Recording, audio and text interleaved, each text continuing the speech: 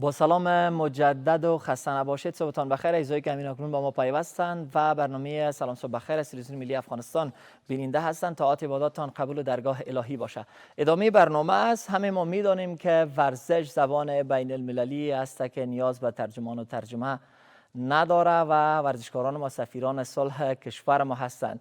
همین قسم که شما شب شاهد بودین رقابت نفسگیری را ببرهای آبی افغانستان در دایره سبز کرکت پشت سر گذاشتاندند و اولین بار در کرکت افغانستان پاکستان را در یک سریز شکست دادند و توانستند این سریز را به نام خود ثبت بکنند. در میادین مختلف ورزشی رقابت‌های جالب و مهیج را قهرمانای ما پشت سر گذاشتاندند. در بخش ورزش امروز دکتر قیس جسور ورزشکار مبارزات آزاد را با خود داریم. در رابطه با سفر ورزشیان، در رابطه با فعالیت‌های ورزشیان صحبت‌های خواهد داشتیم. استاد سلام بر شما و خسته نباشید. خیلی خوش آمدید به برنامه ما. صبحتان بخیر. سلام اسیب جان، به خودت، به دوستایی که برنامه را پیش میبرن، همکارای شما و به تمام مردم افغانستان، چی در داخل افغانستان هستن چی بیرون افغانستان. من ماه مبارک رمضان برشان مبارک میگم و آرزو میکنم که طاعت عبادتشان به درگاه پروردگار قبول بکنه. آمین. خیلی خوشحال هستیم قهرمان که شما را داریم. خیلی انرژی گرفتیم. واقعا قهرمانای خود را میبینیم خوش میشیم. شما افتخار ما هستین که افتخار میبخشین به افغانای عزیز، به افغانستان عزیز. استاد بیاین زیادتر در رابطه با شما میدونیم، در رابطه با دستاوردهایتان همیشه شنیدیم در رسانه‌های مختلف و شما یکی از قهرمانای خوب کشور هستیم. بیشتر در رابطه با سفر ورزشی شما بدانیم امروز که از کجا ورزش آغاز کرد، جسور از کجا ورزش آغاز کرد، از کدام کلف ورزشی، از کدام رشته، با چه امکانات دست داشته‌ای که داشت. اسیب جان، در نخست من از خود یک خواهش میکنم. کلمه استاد خیلی یک منزلت بالا داره، برای ما هنوز نرسیده و خود استاد فکرم نمیکنم. بایست باشین. بهتر است که مو جسور بگوین یا قیس بگوین خوبتره. شما قهرمان ما هستین. خواهش میکنم. یک موضوع و در مورد زندگی خودم و زندگی ورزشیم، ما از آوان کودکی اگر بعضی جا که صحبت ها رو میکنم بعضی کسا احساس میکنن که شاید آدم چی میگه، 3-4 سالگی ما ورزش شروع کردیم. صادقانه ما 3-4 سالگی هنوز درست خود نمیشناختیم، ولی چون از ما از طرف خانواده، از طرف مامایم، اونا ورزشکار بودن. مامایم یکی از استادای خیلی خوب در ورزش کنگ فو بود. باز ما را زیاد تشویق میکردن اونا و زیاد کوشش میکردن که در میرا سوق بتن و همونطور راستی هم که به مو رای اونا رفتیم بالاخره. و اون مرا چون خیلی خرد بودیم، باز خودش بایسکل، یک زمان بایسکلای چینایی شاید دوستایشان باشه، بایسکلای چینایی 1 میله و 2 میله بود. دقیقاً. باز یک دانه بایسکل چینایی 2 میله داشت. باز هم مرا و هم یک بچه مامایم دکتر سفری یادش بخیر حال در جرمنی است، هر دوی ما را دم پیشروی بایسکل میشان. هر دوی ما 8 روز تفاوت سنی داریم. باز هر دوی ما را میبرد طرف ورزش. در پوسر بایسکل چرا نمیشون میگفته که خرد هستین یا نفتن از پشت بایسکل ها. یعنی هر دوی ما دم پیشروی بایسکل جای میشتیم. حدودا 3 سال 4 سال بیشتر نداشتیم. دیگه از اون دوران شروع کردیم، ولی یک زندگی ناشکری نمیکنم، خدای خدا شکر میکنم. زندگی فراز نشیبای خیلی زیاد داره و باید از هر چقدر فراز نشیب داشته باشه، هر چی قدر که پستی بلندی داشته باشه و مطمئنا هیجان است و شور است و سختی های خود است، هر چیز و این نمیتونه اگر نداشته باشه باز زندگی یک نواخت میشه. باید از آدم مشکلات ببینی، خوبی ها را ببینی. دیگه من بازم خدا را شکر میکنم، ولی واقعا در زندگی خیلی یعنی روزای خیلی سخت را سپری کردیم، خیلی سخت گذشتاندیم. چون در خانواده پدر من یک ساین منصب بگم یا یک اسکر بگم بود. دیگه وضعیت اقتصادی ما خوب نبود، خیلی خوب نه که هیچ خوب نبود. راستی گپش به گفته مادرم که قسم میکنم، میگه بچه ما اگر یک چاشت نان میخوردیم یک چاشت گوشت تیر میکردیم، ولی برای تو کوشش میکردیم که بخورانیم و برای تو برسانیم اگر چی خورد بودی. به هر صورت اگر از دوران ما، از دوران کودکی، از دوران زندگی، مشکلات زندگی قصه کنم شاید برای دوستا زیاد خوشایند نباشه، ولی واقعیت خیلی روزای سخت را خصوصا مادرم که قسم میکنه هر چیزی را که قسم میکنه، یعنی فکر کنین حالا بازم اگه گپ بزنم، یک شب مادرم شیشت حساب گرفت، گفت بچه ما بیش از 50 بار ما کوچکشی کردیم. بیش از 50 بار گفت ما کوچکشی کردیم که واقعا خیلی برای ما سخت بود. یعنی بیچاره حال پایش درد میکنه ولی میبینم سنازو و سنی روزایی که گذشتانده. خب ولی چون ما فرزند اولش و بزرگترش بودیم بدون شک ما هم کدش پای در پای حدوداً بودیم. بر صورت حتی یک بار قصه کرد که خانه ما خیلی خانه کهنه بود و تو در قنداق بودی چند روزه بودی. گفت که خانه چت خانه چی شد؟ چپه شد. باران کده بود و برف تو را. گفت چپه شد. گفت تو را زیر ازم بو آواری ازم زیر گل و خاک کشیدیم. گفت من فکر نمیکردم زنده باشی ولی خب خداوند چی داد؟ زندگی داد. خب اسیب جان خیلی روزای سخت در ورزش تیر کردیم. بسیار خوب.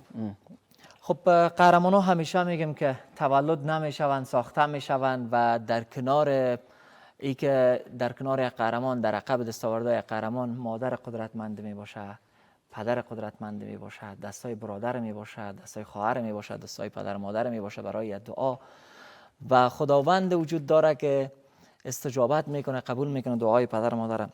شما قهرمان ما هستین، افتخار میبخشین. همیشه تمرین را آغاز کردین، رسیدین به سلسله تمرینیتان که افتخارات بزرگ را کمایی کردین به افغانستان عزیز. خوشبختانه در سازمان ون چمپیونشیپ هم ما شما را رقابتتان را شاهد بودیم که دستاورد خوب داشتین. فعلا فعالیت های ورزشیتان تا کجا رسیده؟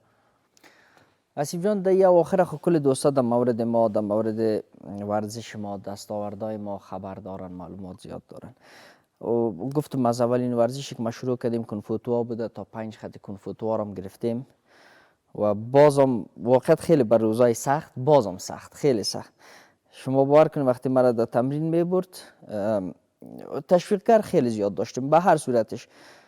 بعضی وقت مامایم میگه بچه یک دانه برزو داشتی اونم هر وقت جانت میدیدیم.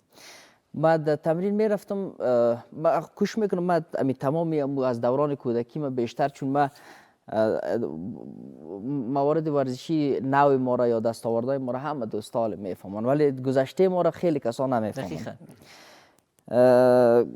اما کرمچ نداشتم. روزایی که خصوصا یک زمان دربی 16 تمرین میکردیم باز هوا خیلی سرد بود. در سر او وقت کنفوکارا یا ورزشکارا در عموم سر سمت تمرین میکردن یا خاک و گل گپا بود.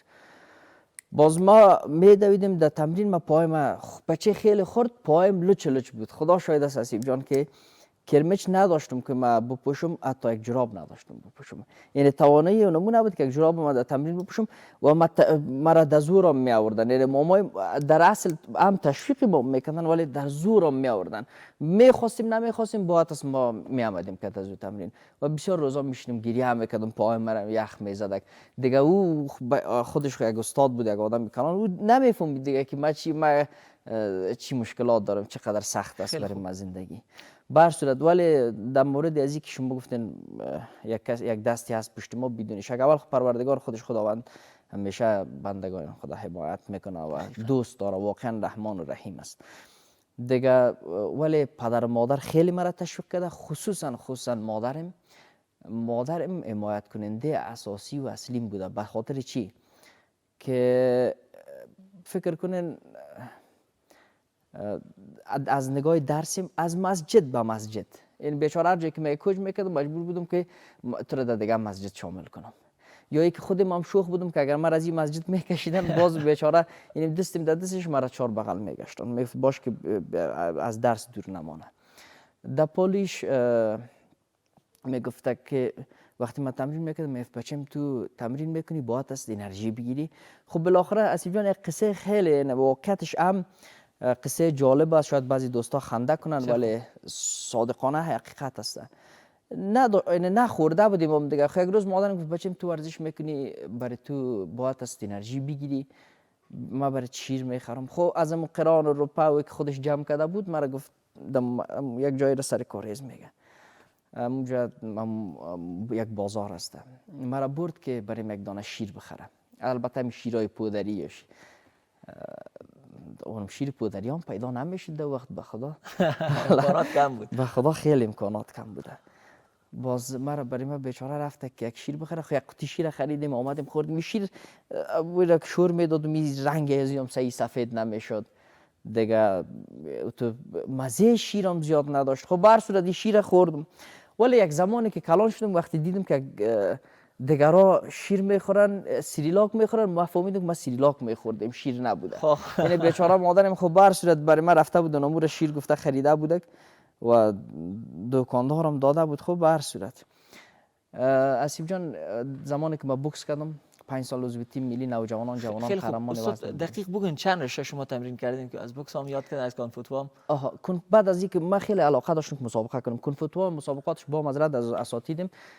کونگ همیشه اساتید با هم دیگر هیچ وقت جور نمی آمدن. همیشه با هم دیگر یک کمی مشکلات خود داشتن. همیشه کشیدگی بینشان پیدا میشد. سراسر مسابقه میشد وزن کشی میشد. یک دفعه میدیدی که روزی مسابقه برنامه خراب میشد، مسابقه نمیشد. و من زیاد علاقه داشتم که وقتی که من تمرین میکنم حاصلش باید ببینم، حاصلش چیز مسابقه مبارزه کنم و بالاخره یک روزی من میگفتم برای مردم ما برای ملت افتخار بیارم. باز چون زیاد علاقه داشتم که برزمم گذاشتم و زیاد علاقه پیدا کردم بوکس. باز یکی از مامای دیگه ما یک بوکسر خیلی خوب بود و ما همیشه وقتی که میرفتم تمرینات سعی میکردم بعد از اینکه تمرین خودم خلاص میشد منزل 2 کلاب از اونها در منزل 2 بود، باز تمرینات بوکس سعی میکردم. بازم میزد خورد بوکس خوب یک زد. بوکس خیلی یک ورزش جالب، فعلا در جهان جالب ترین ورزش است از نگاه رزمی و پردرآمدترین ورزش در جهان است. از چپ خوردی از راست بزنی. خوب دیگه پردرآمدترین ورزشکارا ممیال ورزشکارای بوکس است که از هر مسابقه خودم خیلی با میلیون ها دلار میگیرن در مسابقات بین المللی. باز ما علاقه داشتم که بوکس. خب بالاخره یک روز یک چند روز وقتی حدودا سن سال 12 13 ساله بودم، باز گفتم که چی میکنم اگر برنامه چی داره. خب وقت ما میمانای دیگه منتظر است، کمتر از خیره گپا رو فروشرده میسازیم. بله باز ما گفتم که اگر مرا در بوکس اجازه میتین ما بوکس میرم، مگر در غیر از دیگه ورزش کنفو نمیکنم چون مسابقه نیست. خب بالاخره موفق شدیم به می که ما بوکس بگذارم. باز یک 3 4 ماه تمرین بوکس کردم. اولین مسابقه ما بود، 3 4 حریف ما برنده شدم و اولین سال بود که دمو 3 4 ماه قهرمانی سرسیکوی اولی استاد شدم و 5 سال قهرمان وزنیم در نوجوانان جوانان قهرمان وزنیم بودم در مسابقات مختلف بوکس تیم ملی نوجوانان جوانان و کپ معارف و صحت عامه و اینا. به هر صورت یکی از خاطرات بد دیگه ما در ورزش بوکس چیست، یک روز با یک دوست ما شدیم در وقت انرژی کرباو نو برآمد ولی من نمیشناختم. وقت سخت بود اسی جان باز قسم میکنم. یک روز ای کشیدم انرژی من نمیفهمیدم چی است، سرش آواز کرد نوشید مرا گفته بگی، من گفتم نه نمیخورم ولی خیلی غرورم داشتم.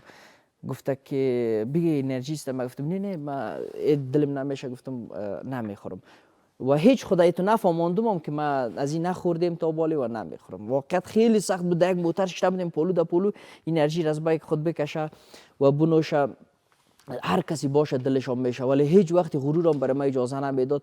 گفتم نه نمیخورم، هیچ دلم نمیشه و چی است هر چی که شلش گفتم نه هیچ بال گفتم بخدا دلم نمیشه.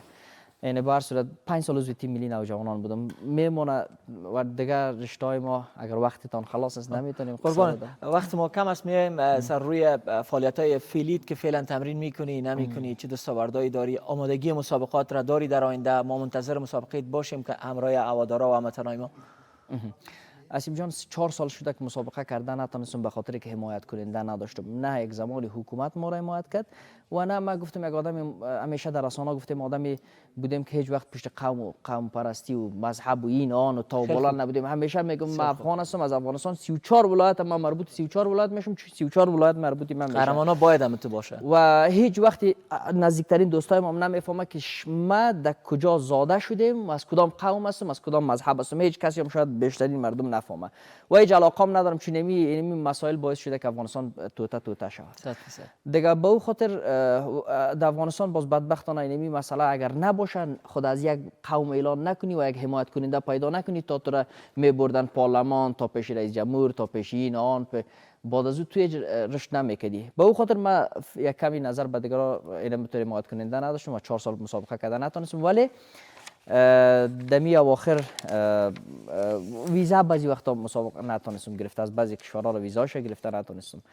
دیگه پیشنهادات دارم، تمرین میکنم. البته یک 3-4 ماه اوقاتم خیلی تلخ بود، چون دیدم که بارها تمرین میکنم، آمادگی میگیرم، مسابقایم کنسل میشه، تمرین میکنم، آمادگی میگیرم، مسابقایم کنسل.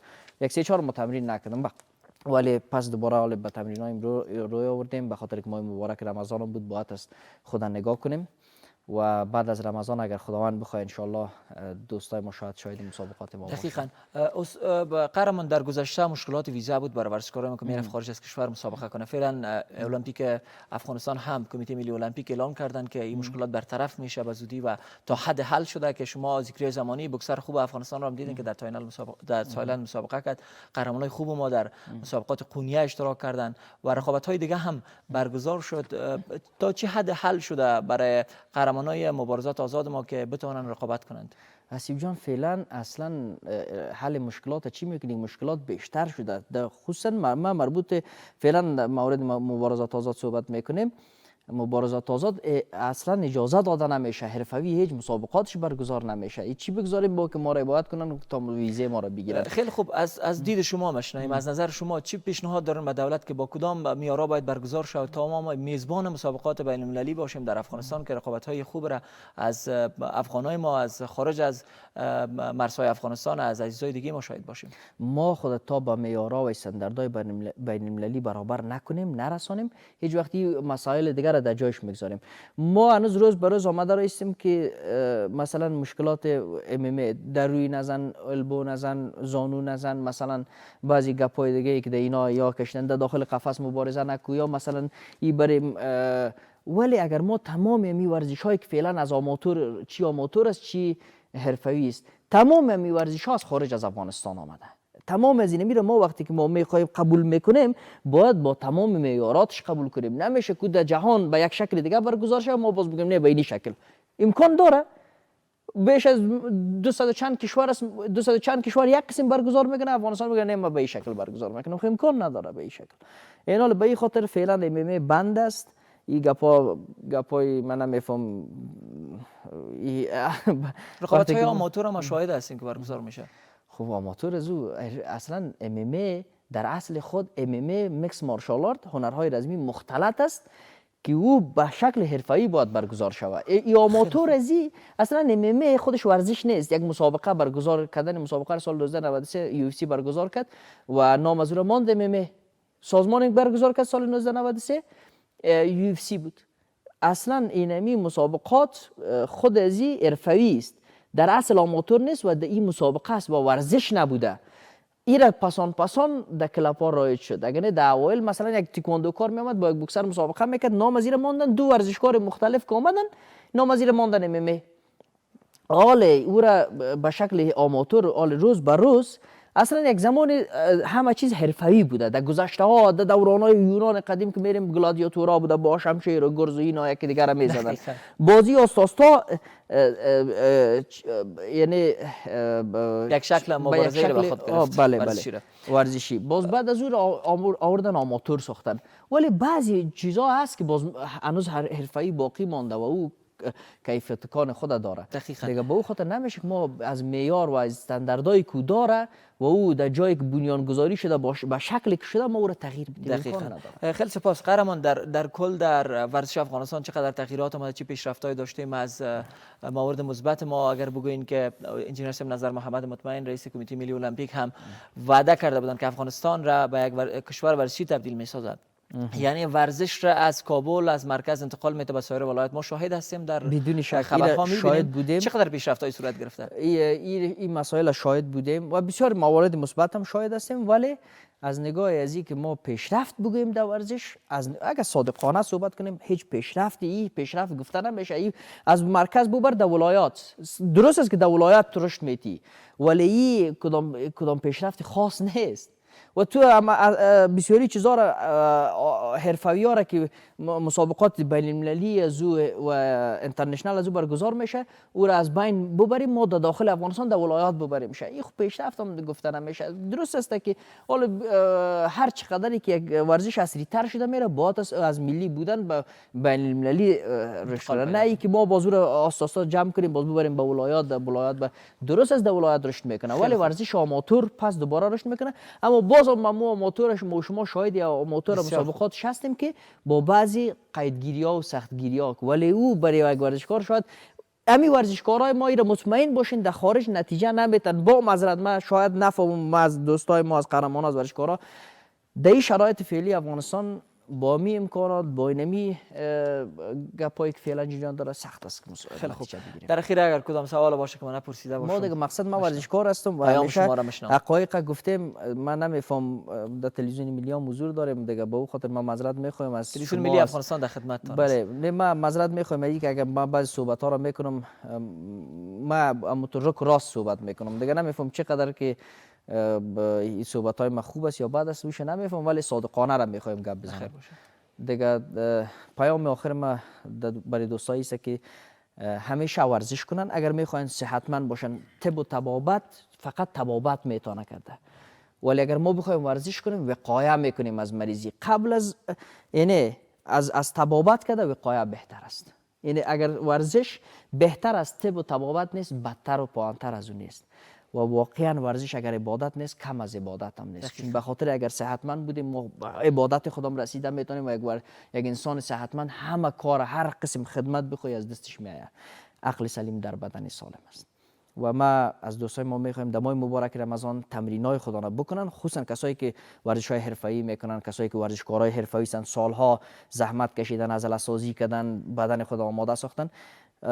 نه به او شکل، چون ما در ماه مبارک رمضان نمیتونیم که پیشرفت کنیم. ما فقط همین چند سالی که تمرین کردیم و بدن خود وجود خود آماده ساختیم، اما را باید نگهداری کنیم، چون در ماه مبارک رمضان گلوکوز خون، سویه گلوکوز خون در بدن کم میشه و ما درست آب گرفتن نمیتونیم، گلوکوز گرفتن نمیتونیم، به او خاطر به مشکل میخوریم.